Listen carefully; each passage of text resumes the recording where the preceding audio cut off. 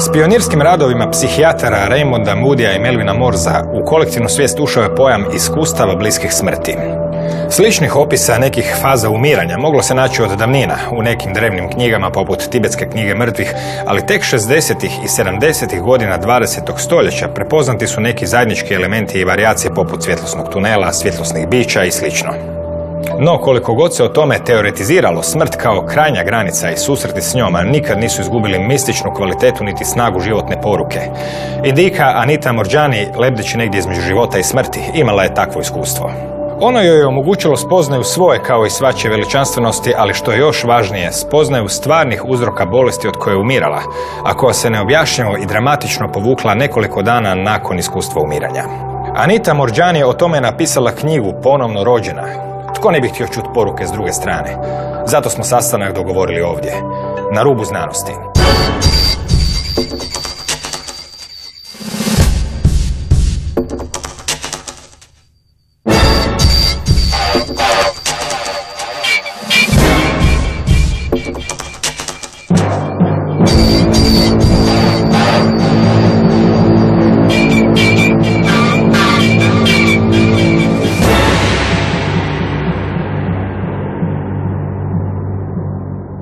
Dobro večer. Anita Moorjani je autorica knjige Ponovno rođena, u kojem je opisala svoj slučaj sa medicinske kao i iskustvene strane, pa krenimo sličnim redoslijedom od šireg konteksta života koji nije ni najmanje beznačajan za cijelu priču i sve što se sa vama zbivalo od oboljevanja do ozdravljenja. Pokušajte ukratko dati jedan prikaz okolnosti vašeg odrastanja negdje na tromeđi, četveromeđi različitih kultura, svjetonazora, modernih, staromodnih, kineskih, indijskih, britanskih, s obzirom da, mada u ono vrijeme toga niste bili svjesni, u stvari upravo tu negdje su se začele klice onog što će se kasnije manifestirati kao rak koji vas je onda konačno doveo do iskustva bliskog smrti. Kako su bile vaše životne okolnosti tijekom odrastanja? I was born to Indian parents, but I was born in Singapore. But because of my father's work, he moved to Hong Kong at the age of 2, when I was 2 years old. So I grew up in Hong Kong, which is predominantly a Chinese city. However, I went to a British school where most of the kids in my school were British, so they were white people. So as I was growing up, I was bullied a lot because I was Indian, and so partly because of my skin color and also partly because of my culture. Most of the kids in my school were Christians and they went to church, but I went to the temple with my parents. And so I always felt that the other children didn't understand me. But not only that, I also felt my parents didn't understand me because my parents grew up in India, and now here I was growing up in a Chinese city, in a British school, and yet being a product of Hindu parents. So I felt that my parents never really understood my confusion because my father always wanted me to follow the Hindu culture. So when I grew up, they wanted me to have an arranged marriage, which is the tradition of my culture. And they put so much pressure on me to have an arranged marriage. And at that time, I broke under the pressure and I agreed to have the arranged marriage. But just before my wedding day, I ran away because I couldn't go through with it. And that spoilt my name in our whole culture. It made me become ostracized from our culture, and it brought a lot of shame to my family and also to myself. And it brought shame to my fiance's family. And my parents were told that no other Indian man would ever marry me because of what I had done. So I always carried this with me through my life. Zvuči kao neka kletva. Zbivalo se još događaja koji su dovodili u pitanje vaše odluke oko onog što biste sami htjeli ili ne biste htjeli sami, poput recimo pritiska okoline da trebate imati djecu neko vrijeme ili ne trebate, selidbe, razne okolnosti vezane uz posao i slično. Bilo je, znači, pritisak je, reklo bi se, nikad nije ni prestao. in my life there never were pressure. There was always pressure. There never ceased to be pressure because of my circumstances and my upbringing. Even though I did get married to a wonderful man, he's a beautiful man who's still with me today, and but still I felt under a lot of pressure to have children, to be a certain type of wife. I always felt that I was not a good housewife because I wanted to work. But in my culture, women are not supposed to work. We're supposed to stay at home, take care of the house, do the cooking, the cleaning, and bring up children. But I never enjoyed doing those things. I wanted to travel, I wanted to see the world, and I really wanted to work. So even though my husband was wonderful and he just wanted me to be happy, I still always carried this feeling that I was letting him down, and I felt that I wasn't worthy or deserving of his love because I was not a good wife. Danas, eto, početkom 21. stoljeća, kad smo već daleko, čak i odmakli u njega, veze između duševnih stanja, emocija i bolesti postaju sve jasnije i sve vidljivije. 70. godina je to bilo skoro nepriznato. Tako da ove okolnosti pokazuju unutarnje napetosti koje su dovele 2002. godine do pojave bolesti. Dobili ste rak. Kakve su bile vaše prve reakcije i odluke na koji način ćete se liječiti? When I was first diagnosed with cancer, I was very, very fearful because I had watched two people close to me dying of cancer, and they were having the best medical treatment that money can buy in the best cancer hospitals, and still they were dying. So at first I wanted to refuse medical treatment, and so I tried every kind of alternative treatment. But I want to also say here that even before I got cancer, as I was watching my friends die of cancer, I was so scared of cancer. I was obsessive about cancer and everything that I was doing. I was taking all the supplements and eating all the foods to avoid cancer. But still, even though I was taking every precaution to avoid cancer, I still got cancer. So when I was diagnosed, I was so scared, and I definitely did not want to go the route of conventional medicine because I could see that it wasn't helping my friends. So I even traveled to India to do Ayurveda. I lived in Hong Kong, so I was doing the traditional Chinese medicine. I was also following a Western naturopath, so I was trying everything I could. U stvari, od svih tih pokušaja, vaš odlazak u Indiju na nekoliko mjeseci kod ajurvedskog liječnika je donio privremena poboljšanja kada ste mislili da se zapravo sve riješilo. On nam je rekao, evo njegovim riječima, rak je samo riječ koja stvara strah, zaboravi na tu riječ i fokusira se na to da izbalansiraš tijelo, jer su bolesti samo simptomi neravnoteže, a naravno bolest ne može opstati, tako je cijeli sustav uravnotežen. I tada se sve činilo, ok, dobro. I tako ste se vratili natrag u Hong Kong sa značajnim poboljšanjima. Međutim, kakve su okolnosti opet u tamo presudile da se stvar opet pogoršala? In fact, I felt fantastic when I was in India, but it was time for me to come back home because I felt well. And of course my husband was still at home in Hong Kong and he was missing me.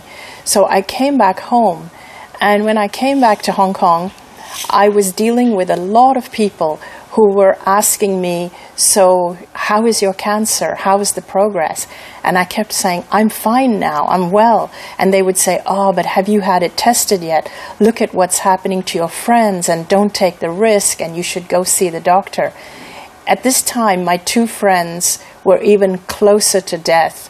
And my best friend, who was dying of cancer, she kept telling me that don't neglect what's happening in your body. You must go to the doctor. You must check what's going on in your body. And as they were putting pressure on me, the fear of cancer came back, and I felt that my health was starting to deteriorate quite dramatically. So finally, because I felt so terrible and I started to feel sick again, I went to the doctor, and the doctor confirmed that, yes, I had lymphoma, and the doctor even confirmed that I only had 3 months to live. Zbunjenosti su također pridonijele i kako bi rekao, suprotnosti između različitih alternativnih medicina s kojima ste se susreli, dok se, ne znam, u Ayurvedi su vegetarijanci, kineska medicina preporučuje svinjetinu, zapadnjačka naturopatija smatra da se ne smije konzumirati šećer i mlijeko, opet u Ayurvedi su obavezni i to je čak dovelo i do jednog, tako ste bar napisali, situacije gdje je sama hrana počela izazivati stres i u stvari da ste se bojali skoro bilo što jesti. Na neki način, kako ste se uopće između tih silnih metoda zapravo vi osjećali? I was extremely confused by all the different methods of natural medicine because at least when I was in India, I was only facing one culture, one method, and one way of doing things. And so I felt really good. But when I was back in Hong Kong, because Hong Kong is a very multicultural city, I had all the options open to me. And so everybody was giving me conflicting messages. So, of course, a lot of my friends were saying, you must go for the conventional treatment of chemotherapy. And then my naturopathic friends were saying, oh, you've got to try, for example, the Gerson therapy or something like that, which means to be completely vegan and follow the Western naturopathic way. And then my Indian friends who follow natural medicine were saying you have to do it the Ayurvedic way. My Chinese friends were saying you have to do TCM, traditional Chinese medicine. But the theory in each of these is completely different. And so in Chinese medicine, you have to eat meat. In Western naturopathy, you have to be vegan. And in Western naturopathy, it is believed that sugar and dairy products feed your cancer cells. In Ayurveda, it's believed that you have to take dairy products because dairy gives you protein. And so with all this conflict, I became so scared of everything that I put into my mouth, so much so that I almost stopped eating completely. I basically just ate raw vegetables every day, and I was having wheatgrass juice, and my body just continued to deteriorate. Sada ćemo preskočiti sve ove detalje ružne koji su doveli do situacije gdje ste potpuno nemoćali i u konačnici imali iskustvo umiranja. Njih ste sve upisali u knjizi Ponovno rođena. Dođemo do onog trenutka koji zapravo ljude najviše i zanima kada je riječ o situacijama i iskustvima bliskim smrti i doživljajima s onu stranu i poukama i svemu drugome.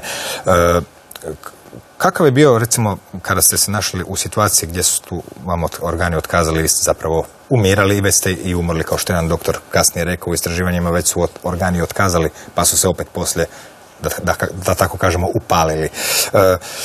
Možete nam opisati taj proces iz vaše perspektive? On danas više nije potpuno nepoznat jer su ga mnogi ljudi opisivali u knjigama i slično. Neke zajedničke točke uvijek postoje, ali svako iskustvo je opet individualno i osim toga dosta je korisno posjetiti ga se s vremena na vrijeme i izići malo iz uobičajenog načina razmišljanja.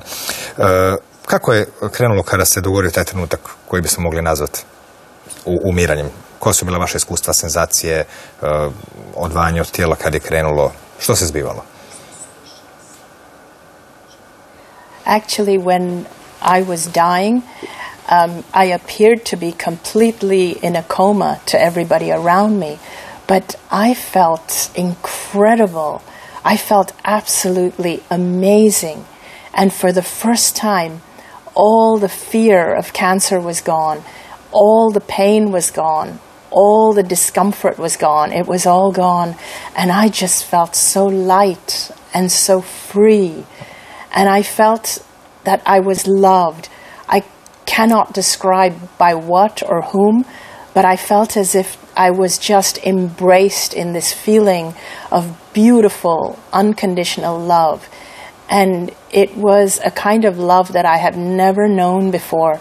It was like I never had to do anything to prove myself. And it felt like no matter what I had done wrong, even though I had hurt my family, my father, I had hurt the family of the people who I ran away from in the arranged marriage, it felt that everything was forgiven. Everything was just forgiven, and I was just loved just because I existed. It was just the most comforting feeling. Što ste na neki način vidjeli, mada je riječ viđenje, možda u ovom slučaju pogrešno s obzirom da pričamo o situacijama izvan tijela gdje čovjek nema očiju, pa ne može vidjeti, ali slike i sjećanje naše se ipak formiraju kroz slike. Kakve ste imali senzacije po pitanju svog tijela? Tko ste sad to vi, ako više niste ta rasa, boja kože, to tijelo, te godine? Što se može na neki način, možda i vidjeti ipak najbolja riječ? Ima li tu takozvanih nekih onih svjetlosnih tunela, svjetlosnih bića, susreta sa precima i slično? It was really interesting because I didn't have eyes. My vision was not focused. When we have biology and we use our eyes, our vision is focused like on one thing or one area. But it was like I had awareness of everything around me. Without eyes, I had like 360-degree vision all around me and beyond. So, for example, I could see, or I was aware of my body lying on the bed, and my body looked so small and insignificant compared to how I was feeling now. But I could also see the doctors that were treating me, but even beyond the room, beyond the hospital room, outside the corridor, by the nurses' station, I could see that the doctors were talking to my husband and my mother and telling them that I was dying. I was also aware of things that were happening much further, because this was happening to me in a hospital in Hong Kong, but my brother, who was living in India, was trying to get on a plane to try and reach me before I died. He had heard the news that I was dying, and I could actually see him trying to catch a flight and rushing to the airport to get on a flight because he wanted to reach me before I died. And I was aware that I needed to stay alive at least until he got to me, because otherwise he would be very, very distressed. And then I could see my father who had passed away, but he didn't look exactly the same, but I knew it was him because it was his essence. I realized that when we die, we leave behind our bodies, but not just our bodies. With our bodies goes our race, our religion, our culture, our gender, our color, and also our beliefs and our values. And the only thing that's left is our pure essence, our pure consciousness. And I became aware that even without all these things, we are not less than who we are. We are actually something much, much more, much bigger. And so I immediately recognized the essence of my father. And I felt his incredible love for me. And I realized that even though all these things had happened in my life and we had had such a bad cultural clash, I understood that actually he loved me unconditionally. His essence loved me unconditionally. And that was just the most beautiful feeling. U knjizi ste opisali i opis osjećaja kao da se širite i da ćete ispuniti cijeli prostor i rekli ste da na neki način se činilo kao da su nestale granice između vas i svega ostalog, što je naravno lako za opisati riječima, ali teško za zamisliti u ovom svijetu ograničenih i odvojenih stvari. Osjećaj kao da ste probuđeni i slično. Također ste spomenuli da ste bili svjesni drugih bića oko vas. Niste ih baš puno spominjali u knjizi. Kakvih to bića ili drugih esencija? Imate li neku ideju o tome? I was aware that I was surrounded by other beings who had also passed away, and they could be my guides or other relatives who had passed away, but I didn't recognize them from this life, but I felt that they were there to help me and to welcome me and to greet me. But yet I felt that I completely understood them like I understood my father. Because we have no physical body, it didn't feel like we're separate. Our physical body gives us the illusion that we're separate, but actually without our body, our essence overlaps. My essence overlaps yours, and it fills the room. yours fills the room, so they all overlap. And that's how it felt. It was much more obvious when I didn't have my body to feel this. And I even felt that I could feel the feelings of all the doctors and the nurses who were treating me. I felt that even in that room where my body was, whenever I put my awareness on my physical body, my awareness would just feel the feelings of all the doctors and the nurses and my husband and my mother and everybody who was there at that hospital. Kakav je bio dojam proteka vremena? S obzirom da recimo situaciju koju ste pratili u tim prostorima bolničkim, ona je i dalje bila vremenski linearna, netko stiže, netko nešto radi, neko nekog zove.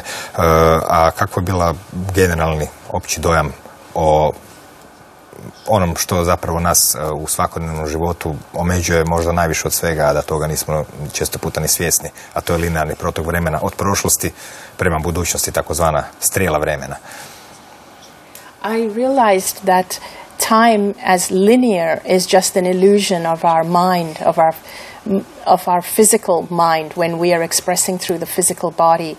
In that realm, it felt as though all of time existed all at once, the past, the present, the future. I used to believe in past lives and reincarnation, but now I realize that time is not linear, so all the lives are happening simultaneously.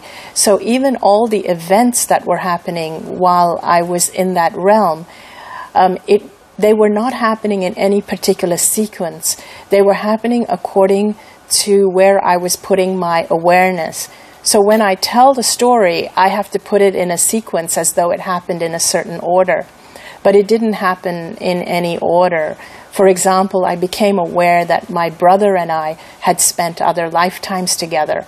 And even though these must have been past lives, it didn't feel like that because it was like I was looking at those lives as though they were happening right now as I was looking at them. I could see my future unfold before me if I chose to come back into my body, but I could also see the future if I chose not to come back into the body. I could see what would happen. Što bi se dogodilo? So I noticed that if I chose not to come back into the body, my family would receive the news from the doctors that I died of organ failure due to end-stage lymphoma. And I could also see that my husband's purpose was linked to my purpose and that he would not stay in this world for very long after that. But I saw that if I chose to come back, I could see that I was speaking to a lot of people, but I didn't know what I was speaking to them about. Hinduistička tradicija je prožeta i obilježena zapravo idejom karme, odnosno ciklusima reinkarnacija koje služe za čišćenje karme da bi u konačnici se čovjek više ne bi morao inkarnirati. Međutim, ova ideja o tim svim životima koji se zbivaju linearno, a ne zbivaju simultano, a ne linearno, na neki način izvlači tlo ispod nogu takvoj ideji. A s obzirom da vi dolazite između ostalog iz obitelji u kojoj je tradicija karme zapravo bila dominantna unutar hinduizma, kako se vaše iskustvo odrazilo na poimanje karme? Ona je inače često puta i na mnoge načine pogrešno shvaćena, neki je pojednostavljuju kao akciju i reakciju i slično. Međutim, u kontekstu simultanog proživljavanja raznih života, ima li ta priča nekakvog uporišta, nema, ili jednostavno ste potpuno promijenili gledište na nju? My views have changed completely about karma, particularly, yes, about karma and of course about reincarnation. I used to believe, for example, that I was suffering because of some bad karma from a previous life, but I know now that that's not true. I believe that we are actually born perfect and we come into this life to experience life. And now my understanding of karma, it's just a result. For example, it's an action and a reaction, but you see the reaction right here. It's just almost like just something that is just logical. I don't see it at all as a punishment for something you've done in a previous life. I don't also believe that we need to live our lives to create good karma for the next life. I used to do that. I used to live my life for the purpose of creating the perfect afterlife. I used to live my life for the purpose of creating good karma into my next life. Now I live my life for the purpose of creating the perfect moment. It's only the moment that matters. And my only purpose is to immerse myself in life fully and to create the best moment. And as long as I create the best moment in each moment, I will have a great life. Spomenuli ste da ste vidjeli život kao tkanje od puno niti koje se isprepliču. Jedna od tih niti je linija, nit vašeg života, da tako kažemo. Druge niti pripadaju drugim životima. Neke su duge niti, druge su neke vrlo kratke koje ste povremeno sreli, koje vas je dovelo do svjesnosti da je sve povezano. Na koji način se u toj perspektivi vidi ovo što sam zapravo upravo i prepričao iz vaše knjige, to tkanje puno niti iz kojih slijedi da su zapravo svi naši susreti na neki način dio nekog tkanja, skoro ništa nije, da tako kolokvijalno kažemo, bez veze.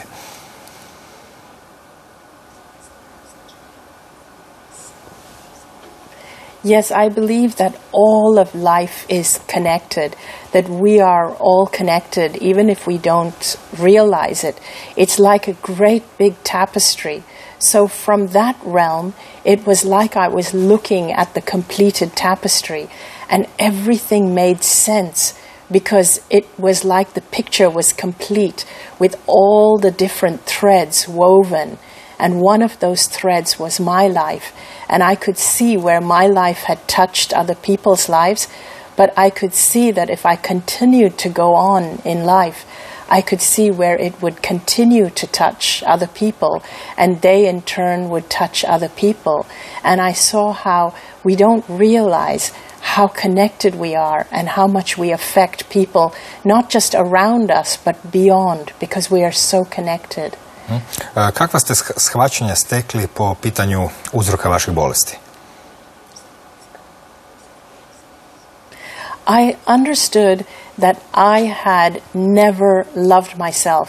The biggest lesson that I learned from the other side was that it's so important to love and value myself. That was the biggest lesson that saved my life. We are always taught that it's selfish to love ourselves, so I had always put myself last. I had always treated myself like a doormat. When I was bullied as a child, I somehow believed that I deserved it. And I had always put myself down and criticized myself. But in that realm, I realized that I was a spark of divine light, just like everybody else is. We are all part of the same creation.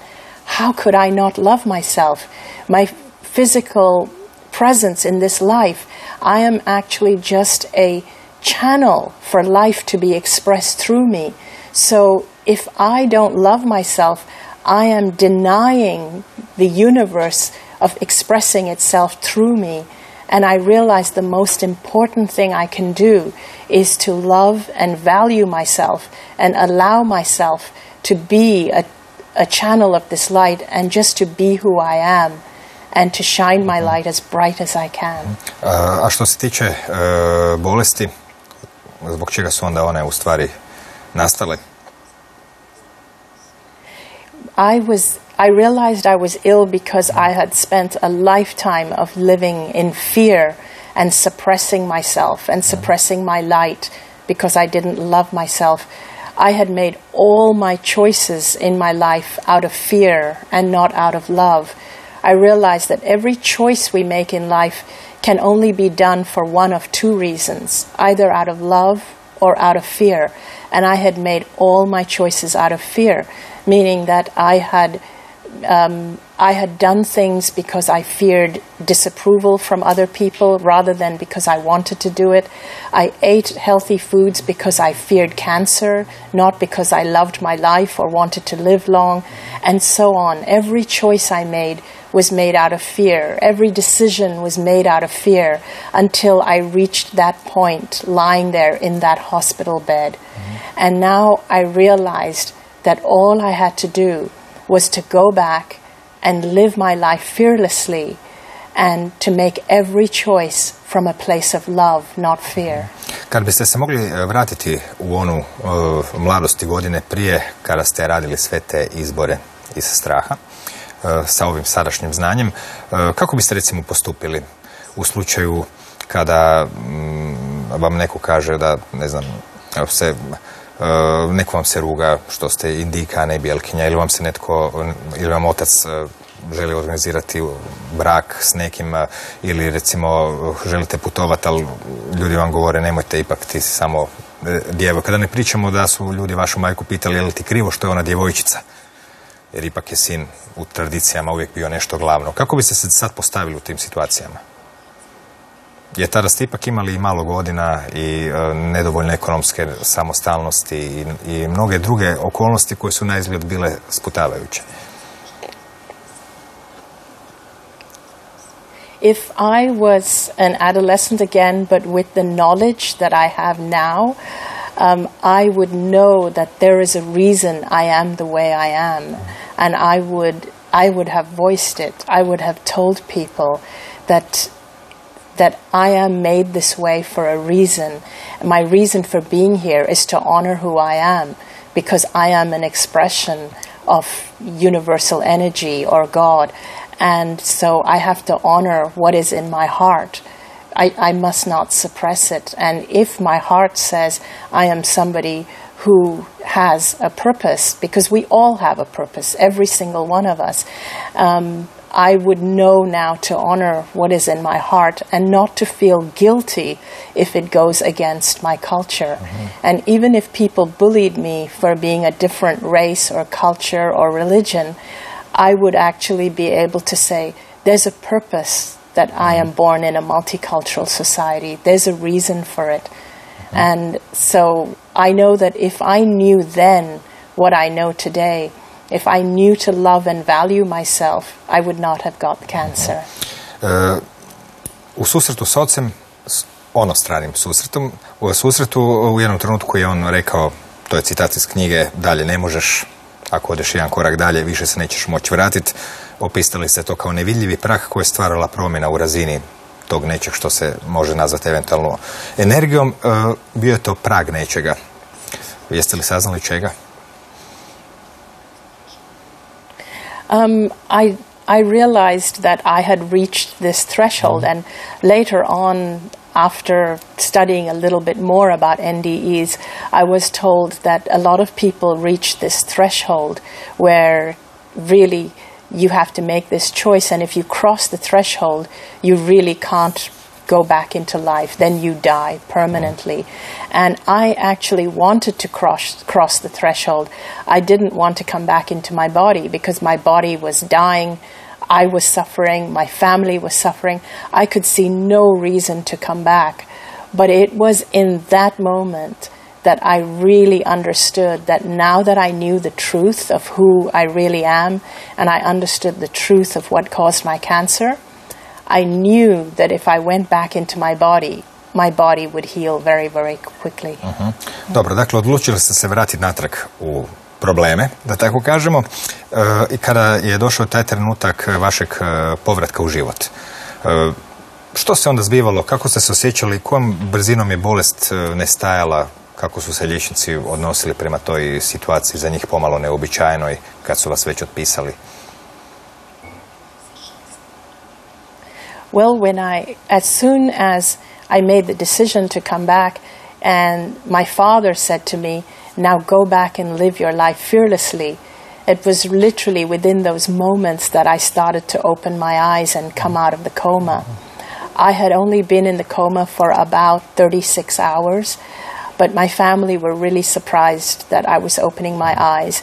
And my brother was standing there. He had come from the airport, and he was so happy that I was still alive. My husband was so happy that I was opening my eyes. And the doctor came in, but the doctor told my family that I was still extremely weak and don't raise their hopes. He told them, don't raise your hopes because I'm still very weak and I'm still very near death and my organs were still not functioning. So he reminded them of my situation. But within 4 days, my tumor shrunk by 70%. My organs started functioning again, And the doctors could not believe it, and they didn't even know what to write in my medical records. Primijetio sam da su zapravo, vi ste znali, tako ste opisali u knjizi, da ste na neki način sad nepobjedivi. Oni su još uvijek tražili nestalu bolest, više ne mogavši naći. Čak su vas opet izlagali i kemoterapije, ali čini mi se da ste napisali da niste imali nekakvih strahova ni od nje, makar ste se zapitali kako to da vam netko u žile stavlja iz vrećice nešto na čemu piše otrov, a sam ima zaštitne rukavice i zaštitnu masku, što je pak priča za sebe. Koliko je dana trebalo da se na neki način možete proglasiti, možda ne u punoj fizičkoj kondiciji, ali zdravom? Well, actually, in 3 weeks after coming out of the near-death experience, they could already find no trace of cancer, but they couldn't believe it. And the doctor said, it's impossible for cancer to disappear like that. We just have to find it. So they still kept me in another 2 weeks while they did further tests. But within 5 weeks, totally 5 weeks in hospital, they released me completely cancer-free to go home. Poslije su se također neki onkolozi u Hong Kongu zainteresirali za vaš slučaj, s obzirom da su se inače bavili istraživanjem spontanih remisija koje su se događale ljudima, ali nikome u slučaju toliko uznapredovalog stadija karcinoma. Što je njih zanimalo, kako su, proučivši vašu medicinsku dokumentaciju i poslušavši sve što ste im rekli, jesu li izvukli kakve zaključke, što su oni u stvari htjeli? One of the doctors, one of the oncologists was so surprised by my case. He said, whichever way I look at it, you should be dead. And what puzzled him the most, he said that my body had billions and billions of cancer cells, and they left my body within days. He said he has no explanation how all these cancer cells could leave my body in such a short time. He said normally in a spontaneous remission, what they study is what makes the person switch from producing cancer cells to producing healthy cells. So that is what they normally study. So even if something caused me to switch, he said it should still take about 6 months for those unhealthy cells to leave my body and for me to get healthy. He cannot explain how those cells left my body within weeks. He said that is what there is no explanation for. Zanimljiv simbolički trenutak je bio što se trenutak umiranja dogodio u bolnici u kojoj se inače niste liječili, a ta bolnica je ispalo je smještena upravo u onoj četvrti gdje ste odrasli, što znači da je prvi pogled kroz prozor bio prvi pogled na krajolik djetinjstva, što se može simbolički, recimo, interpretirati kao novi početak i slično. Kad već pričamo o novom početku, kakve su se promjene dogodile nakon ozdravljenja po pitanju vaših odnosa prema, ne znam, poslu, stvarima, time s čime ćete se baviti, prema odnosu prema prijateljima, prema pojmovima dobra i zla i tim drugim stvarima koje muče nas sve ljude na ovoj zemljici? After I healed from the cancer, I became a very, very different person. I feel like I'm a different person today than I used to be, because today I really understand that to honor myself and to honor my authenticity is the same as being spiritual. Before, I used to work really hard at trying to be spiritual. Now I understand that if we're constantly working at trying to be spiritual, it means that we think we're not good enough, we're not spiritual enough.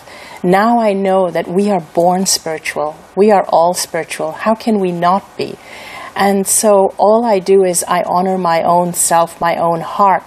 But it doesn't mean that I'm selfish. In fact, I believe that if everybody learned how amazing and beautiful and magnificent they are, it would actually make us a more peaceful and loving race of people.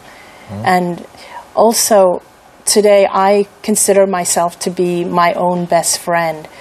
I don't criticize myself anymore. If I make a mistake, it's okay. I give myself another chance. Nekoliko mjeseci po izlasku iz bolnice bili ste euforični, no to se ne može pripisati samo pukoj sreći zbog toga što ste živi. Napisali ste da ste u svakoj stvari, pa i najsvjetovnije, vidjeli nešto magično i čudesno, s jedne strane. S druge strane, da je bilo zapravo vam sve teže razgovarati o svakodnevnim stvarima i događajima i pogotovo ostvariti bliske veze s nekim starim prijateljima koji su dalje pričali o tim svakodnevnim događajima. Kako ste se na neki način ponovo spojili i kakav je to osjećaj magičnosti i čudesnosti i nekakvog izbjegavanja, neću reći izbjegavanja namjernog, ali tih stvari koje su vam zapravo su na neki način doista jesu malo i dosadne i beznačajne kad čovjek pogleda iz neke druge perspektive. When I came back, I had this really magical feeling like I was connected to everything. For a long, long time, it felt like I had one foot on each side, one foot here and one foot there. So it felt like I was living a little piece of heaven on earth. And I felt like I was connected to all of nature and the water, and I felt love for everyone. But it became increasingly difficult for me to do things for the wrong reasons. And I started to really notice how everybody is brought up to live their lives inauthentically. We're all brought up to chase after things, pursue after things for all the wrong reasons. And so I found it really difficult to connect with my old friends because I felt like almost like we are all speaking a different language. They couldn't see the beauty in, for example, in nature or in life or in our connection, but people are more interested in bad news, and we're more interested in gossip, and gossip seems to sell more than spirituality, and there's always more bad news on TV. And I was just feeling, how come people can't see the beauty? How come people are always competing against each other or talking bad of other people? I couldn't relate to all of that. Na neki način napisali ste, zapeli su u rutini, razmišljajući samo onom što treba sljedeće napraviti i naravno tu se uvijek pojavljuje taj isti leitmotiv da svoj život i problema se uzima preozbiljno, stvarno stvarajući neke drame stalno i uvlačeći zapravo se i u tuđe drame povremeno, umjesto da bi se čovjek radi ono što bi zapravo svatko htio, zabavljao se, smio se i slično, ali ne možeš kad je sve tako puno problema. Na koji način odnos prema životu i problemima danas vidite kod drugih ljudi, baš u smislu tog ozbiljnog ili neozbiljnog shvaćanja, s obzirom da neozbiljno shvaćati ne znači zapravo umanjivati vrijednost ili ne baviti se ničim. Radi se o jednoj možda sitnoj, neznatnoj, a opet veliko nijansi, a opet vrlo nekako na krugu suprotnosti na drugoj strani. In fact, when people have problems, I tend to just hug them, but I deliberately don't get drawn into the drama, because I do feel that when we get drawn into the drama, we start to lose ourselves. And everybody around me, I was feeling that they were doing jobs that they hated because they had to pay bills they didn't want to pay, and they were in a life that was not their own. They were creating a life because they had made all their choices out of fear, again, fear of not having enough money, fear of not getting ahead. And for me, it was just so clear to be able to see that. And so the best thing I could do was really, even if I listened to their problems, I knew that I saw life completely different, because even if I tried to tell them that you need to lighten up, you need to laugh, you need to not take life seriously, which is what I do, they would feel that, but how can I do that? I still have a job, I still have kids, I still have a bad relationship, and so on. So very often all I can do is feel empathy for them and give them a hug and say, yes, I understand. Spominjali ste smanjenje sposobnosti prosudbe, u smislu prosudbe dobra od zla, ispravnog od pogrešnog, pa čak i u slučajevima gdje se nama danas čini da apsolutno jasno da je neko ubojica, kriminalac, masovni kriminalac, ja ne znam ni kako bi to sve nabrojao. Ne? Što je to zapravo ste mislili pod tim smanjenje sposobnosti prosudbe između ispravnog i pogrešnog, dobrog i zlog? Je li to tek ono moralno relativiziranje ili kao što ljudi obično kažu kada se spomene odsustvo prosudbe dobra i zla, ili je ipak neka druga kategorija? What I feel is that when I was in that realm, I completely understood that even if I had done really bad in this life, I was still forgiven because everything was understood. There was only empathy. There was so much clarity as to why I did everything I did that I know even if I was a criminal, I would understand that I had done it out of my own pain. So even those who hurt others are doing it out of their own pain. Of course, that doesn't mean we let people do bad things here, which is why we have jails and laws and so on. But at the same time, I don't believe that we get punished in the other realm for our crimes here, because no criminal is created in a vacuum. They become that because of so many circumstances. So I know that there is no judgment. There is only clarity, understanding, and empathy that waits us in the other realm. And if I may just say that there was somebody here recently who was in a prison who had read my book because he saw me on TV, and he had been in prison for 20 years, and he saw me on TV and he contacted his sister and said, "Can you please buy Anita Moorjani's book and bring it the next time you come?" And he read my book and he wrote me a letter and he said, "Your book gave me so much comfort," he said, "because I made a stupid mistake when I was 20 and I am still paying for it, and I have so much regret. I fell into bad company and I have so much regret that I was so scared I would have to pay for it, not just in life but through all of eternity in death. And your book has brought me so much comfort that at least in death I can be free." Što se tiče baš izlječenja kojim se vaša knjiga i radi, ona se zapravo nije dogodilo, kao što smo čuli, zbog nekih pozitivnih misli, i u stvari ovo o čemu sad pričamo i nema puno veze sa nekakvom idejom o pozitivnim mislima i slično. Kako gledate na filozofiju pozitivnih misli? Naravno, ljudi koji imaju pozitivne misli, opet im se događaju loše stvari, pa sad što će to biti? Valjda nisu dovoljno jako mislili. Kako gledate taj odnos pozitivnih misli kao uzroka ili kao metode koja se danas tako dosta često spominje? One of the problems with believing that we have to always have positive thoughts or believing that negative thoughts causes negativity in our lives, what happens is we become afraid of our negative thoughts. Or when something goes wrong in our life, we start becoming afraid of our thoughts and blaming our thoughts. That's what happened with me, because even when I had cancer, a lot of people used to talk about law of attraction and how did you attract it and was it your thoughts. So I became really afraid of my thoughts. I've understood that it's not our thoughts. It's not about being positive or negative. It's about being yourself. It's much more important to be yourself than it is to be positive. And if you are yourself, even if sometimes you have negative thoughts, you just accept it. You just allow it, and it will pass. Because the more you suppress your negative thoughts, number one, it means that you are judging yourself all the time, that these thoughts are bad, I shouldn't be having them. And number two, the more you suppress them, the more they will push back. Na kraju krajeva, iz ove priče koju ste ispričali i ne slijedi da bi čovjek trebao hodati svijetom kao nasmiješeni zombi, jer svakoga nekada nešto iživcira, pa vaša preporuka bi, pretpostavljam, bila reagirati u skladu sa količinom živciranja, ili? Exactly. We need to react appropriately to the experience, but we also need to relax.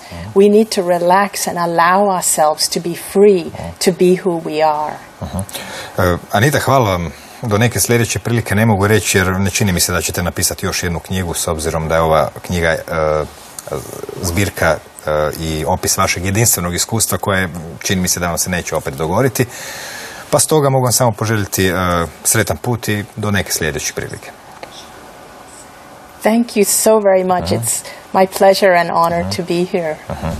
Eto, a hvala i vama na pažnji. Ključno pitanje onkologa u vezi sa spontanom remisijom, autorica ove knjige s kojom smo danas razgovarali, Anita Moorjani, bilo je što je okrenulo prekidač i skrenulo organizam s puta umiranja prema putu ozdravljenja. Pitanje zapravo jest i može li se taj odgovor uopće naći u medicini. Ali i samo ozdravljenje je ispada tek početak i početak otkrivanja jedne od najčuvanijih tajni današnjice, a to je ljubav prema sebi, jer do ozdravljenja, tako barem ispada, ne dovodi vjera, prije će to biti napuštanje uvjerenja, dogmi, doktrina, dopuštanje izražavanja sebe. Ima tu još pouka. Recimo, ako nema odvojenosti, osim u našim glavama slijedi da svi imamo sposobnosti iscijeliti sebe, pa možda i omogućiti ozdravljenje drugih, jer naravno uz kontakt s cjelinom bolest ne može ostati u tijelu, a zbog međusobne povezanosti zdravlje jedne osobe dotiče druga. Pouka za kraj možda opet glasi da ne trebamo baš tu na ovom svijetu niti nešto posebno učiti ili stjecati iskustvo ili bodove za zagrobni život kad nam tamo to onako neće trebati, jer je život na ovom planetu glavna predstava, mjesto akcije. Takozvana stvarnost je tek igralište izražaja, što znači da bi dobar početak bio imati što manje krutih i čvrstih pravila koja bi to onemogućavala. Laku noć.